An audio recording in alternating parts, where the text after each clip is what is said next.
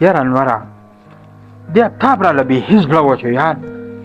د ده په حل نه پوهېږم اخر ده سره وکړم څه زمونږ ته به یې وشوه تا ته به یې وشوله او ټوله ورځ لوپر ګرځي په ژوند یې ستومانه کړی یم هغه دی رالی. السلام علیکم. وعلیکم السلام. چېرته تللی وې؟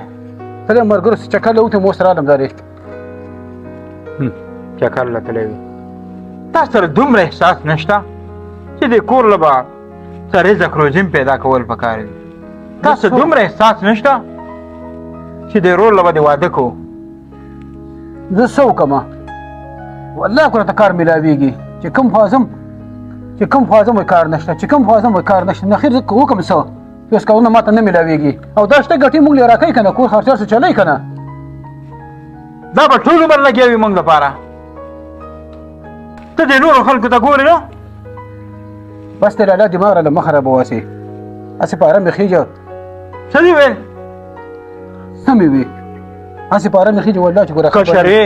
او کشر اوسه پلار مه اوسه دماغ راله خرابېله ده هغې نه به خدای څوک دله دماغ خراب دماغ خرابېله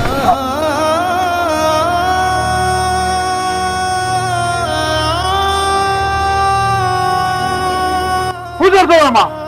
کور نه وځم کور څه وځې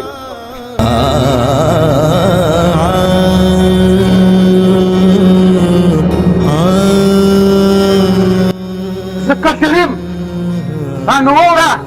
چې پلار او مور دا کور ما پسې لیکلی دی تاسو ودونه کړي او ورځ کې ځینې دي سره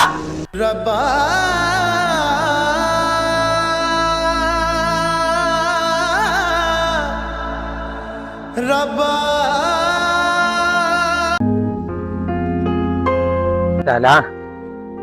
زه خپل کار له ورځمه او ته خپل کار کوه ورشه هغه بوټي به درسې اوبه کړي بیا به ماښام ګپ لګو زه ورځم وروره الله دې مل شي زه ورځم چې د خان حجره کې بوټي اوبه کړم صحیح ده لالا څوک ولي راولي یاره مستري په وخت نه راځي سړی ورته وي د وخته راځه چې دا کار ختم کړو مونږ د وخته راولېږو په خپله بیا څه ټیم راځي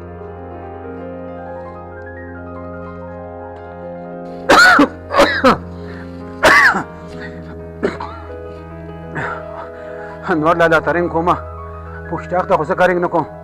چې دا وخت ما ډېره بېزتي کړې ده د مشر لالا اوهو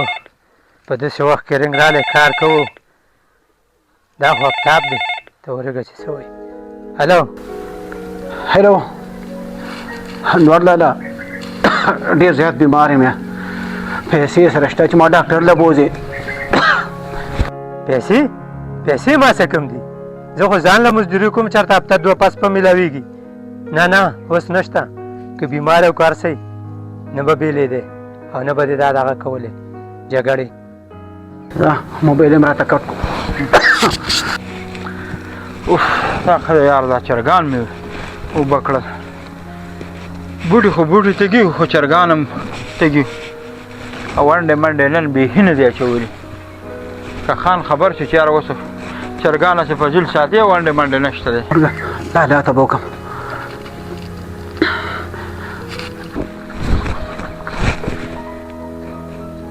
کام دې شوی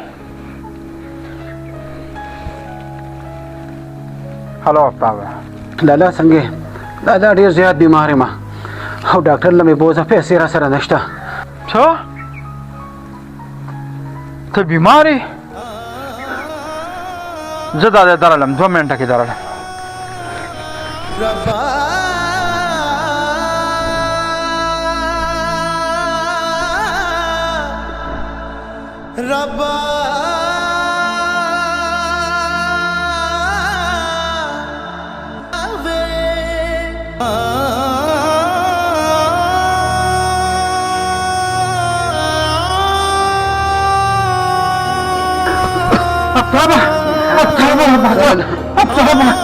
افتابه په تاسو چل شوی دی راپاسه ډاکټر راځه